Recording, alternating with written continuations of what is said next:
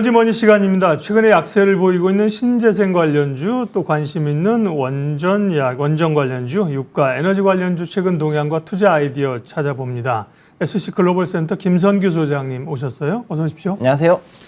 태양광이나 풍력이나 신재생 국내도 주가가 너무 많이 하락하고 있습니다. 이게 글로벌한 동일한 현상입니까? 우리만 그렇습니까? 왜 그렇습니까? 일단 지금 보면은 미국 장이라든가 다른 데도 역시 비슷하고요. 네. 특히 이제 미국 유틸리티 같은 데가 특히 이제 그런 쪽으로 이제 신재생 에너지가 많이 있거든요. 네. 특히 넥스트 이어라든가 아니면은 뭐 이제 그게 데븐 에너지라든가 다른 데가 여러 가지가 좀 있는데 예. 여기들도 지금 추석 연휴 때도 그렇고 지금 시작하고도 며칠 사이에 굉장히 그 급락이 나오고 오늘 조금 이제 반등이 들어온 이런 상황이 돼 있거든요.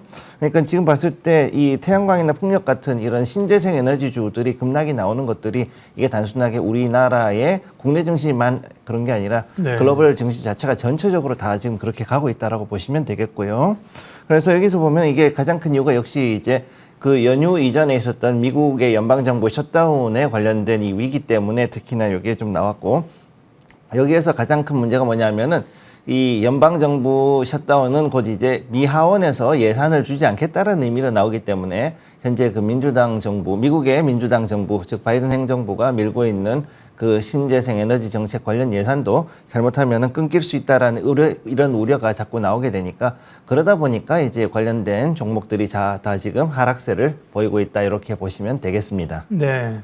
하나솔루션, CS 윈드 굳이 차트를 보지 않아도 굉장히 많이 빠진 상황입니다. 정책적인 예산 지원 혹은 보조금 이런 것이 삭감될 수 있다, 이런 우려이고요. 국내는 어떻습니까? 국내도 이제 내년 예산안 이제 얘기가 되고 있는데, 국내는 신재생 관련 예산이 늘어납니까? 아니면 국내도 또 타이트합니까?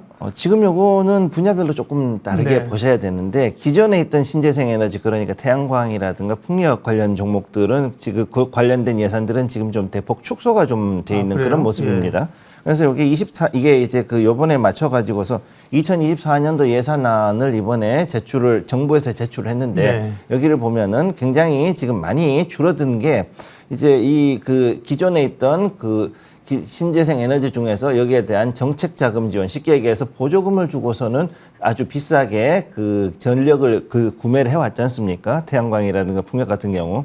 여기에 대한 보조금을 굉장히 많이 줄였어요. 65% 이상 지금 줄였고, 그다음 이런 걸 설치할 때 들어가는 각종 융자에 대한 기업 자금 지원 이런 것들도 지금 굉장히 많이 줄여놓은 상황입니다. 즉, 여기에는 이미 엄청나게 많이 그 설비를 그동안 해놨기 때문에 이걸로 봤을 때는 우리가 더 이상은 이제 이쪽으로는 지원을 해줄 수가 없다라는 게 정부의 입장이고, 거기에 비해서 또 오히려 지금 늘어나거나 새롭게 신설된 부분들이 있는데, 어떤 거에 있냐면은 이제 수소 에너지, 그 다음에 이 탄소 포집에 관련돼 있는 그런 기술들, 이런 것들은 오히려 순증이 됐거나 혹은 신설이 되어가지고 그렇게 해가지고 지금 늘어난 부분이 있습니다. 그런데 전체적으로 봤을 때는 일단은 그 기존에 있던 태양광 풍력이라든가 이런 부분에 대한 이 설비에 대한 것들, 이런 투자에 대한 것들은 아무래도 좀 대폭 줄어든 걸로 볼 수가 있고, 현재 윤석열 정부에서 보여주는 걸로 볼 때는 수소하고 그다음에 탄소 포집 분야를 더욱더 이제 좀 키우려는 그런 모습으로 가고 있다, 이렇게 보시면 되겠습니다. 미국뿐만 아니라 국내에서도 정책적인 부담감들을 좀 있는 거군요. 주가가 떨어진 이유들이. 네, 그렇습니다. 그리고 우려되는 게 지금 트럼프 대통령의 지지율이, 트럼프 전 대통령이죠. 트럼프의 지지율이 높기 때문에 트럼프 대통령 되면 머리 아픕니다. 머리 아픈 게 한두 가지가 아닌데, 2차 전지나 지금 얘기한 신재생 쪽은 더 타격이 갈 것이라는 그 전망들이 있잖아요. 예. 실제 그럴지 아닐지 소장님 견해하고, 예. 신재생이 지금 어려운데 신재생 관련된 전망까지 두 개 함께 묶어서 얘기해 주세요. 이게 지금 되게 좀 뜨거운 감자인데, 왜냐하면 정치적인 부분하고 이 경제가 같이 붙어 있다 보니까 그렇죠. 아무래도 좀 이거를 좀 얘기를 하기가 좀 껄끄러운 부분이 있는데, 현재 공화당 경선에서는 뭐 경선을 1, 2차를 다 제껴놓고도 결국은 압도적으로 트럼프 후보가 앞서 있다 보니까, 네. 결국은 이번에 오늘 무슨 얘기했냐면 그냥 경선 집어치우고 내가 그냥 할게라는 얘기까지 할 정도로 아주 자신만만한 상황이거든요, 네. 이게. 근데 만약에 트럼프가 다시 재선이 돼가지고 이제 미국 대통령이 됐다 그러면, 그때부터는 2차 전지, 전기차, 태양광, 풍력주는 전부 다 좀 된소리를 맞을 확률이 상당히 높습니다. 그냥 그냥 타격이 아니라 정말 된소리를 맞을 확률이 상당히 높고요. 그다음에 국내에서 이제 2차 전지 태양광 풍력주도 일단 타격이 큰데 제가 가장 우려한 건 뭐냐면은 이 기회에 오일 메이저들에게 이제 어느 정도 인센티브를 주면서 우리가 가지고 있는 혹은 일본이 가지고 있는 수소 관련 기술들도 내놓으라 그럴 확률이 있다는 얘기죠.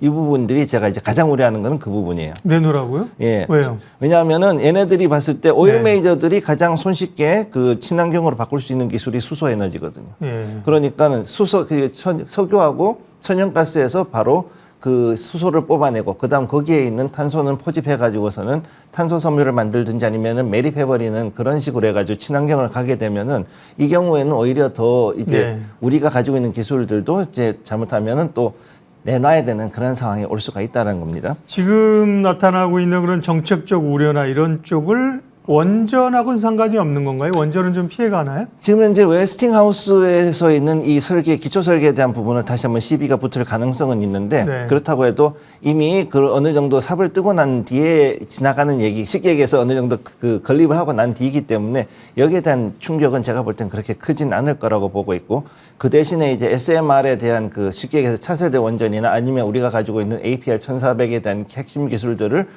다시 미국 쪽에서 어느 정도 좀 그럴 확률은 좀 있다. 저는 일단 그렇게 보고 있습니다. 네. 유가 얘기하겠습니다. 지난번에도 이제 유가를 집중적으로 좀 여쭤봤는데 이전처럼 뭐 100달러, 150달러를 가는 상황까지는 아닐 것이다. 예, 제한적으로 보셨는데 93달러까지 제가 기억하는 건데 93달러, WTI 기준으로 93달러까지 갔었고 지금은 84달러를 보니까 제법 좀 내려왔습니다. 이유는 무엇인지 전망은요?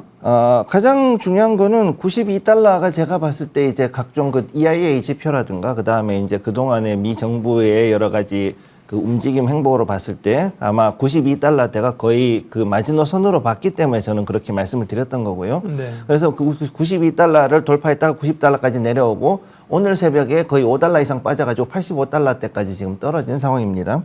그래서 요거를 보시게 되면은 이게 지금 현재 미국이 그 실물단과 그 다음에 이제 선물, 이 금융시장 양쪽을 해가지고 같이 정부가 좀 개입을 했다라는 그런 느낌을 저는 좀 받고 있는데 개인적으로 이렇게 떨어지는 가장 큰 이유가 뭐냐면 결국은 역시 이제 전략 비축유를 어느 정도 풀어주고 그리고 난 다음에 또 그동안에 있던 다른 그동안에 이제 해당 대표 월물들에 대해 가지고 대량의 매도 청산 물량을 집어넣었기 때문에 이렇게 된 걸로 보입니다. 단 지금 현재 문제는 뭐냐면은 미국의 전략 비축유가 현재 역대 최저치를 자꾸 경신을 하고 있기 때문에 현 상황이면 아마 40일 이내에 어쩌면 그보다 더 짧은 시간 내에 고갈이 될 수 있다는 게 가장 큰 문제가 되고 있고요.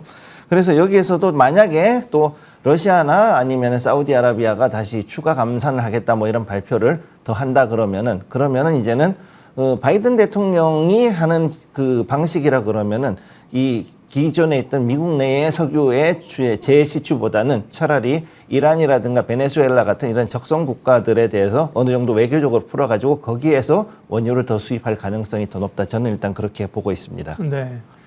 에너지 관련된 얘기를 했는데요. 이제 유가 오르면서 그동안 또 정유주는 좀 올랐잖아요. 신재생은 계속 어렵고요.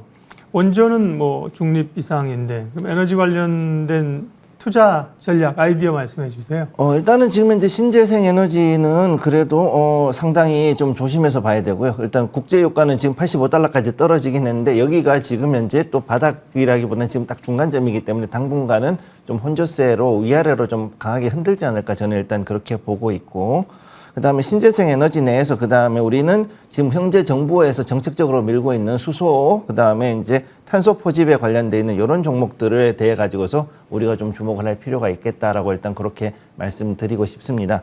그리고 원전주는 현재 이제 조금 약간 애매한 자리잖아요. 좀 조정을 받고 있는 그런 자리인데 여기서는 오히려 저가 매수 기회를 해가지고선 조금씩 비중을 늘려가면서 그렇지만 너무 많이는 치지 마시고 그렇게 가면서 접근하실 것을 권해드리겠습니다. 네, 아유 풍력 태양광 신재생 에너지가 너무 빠져가지고 고통스러우실 것 같아요. 가지고 계신 분들은 오늘 점검했습니다. SC 글로벌 센터 김선규 소장님 함께해 주셨습니다. 고맙습니다. 감사합니다.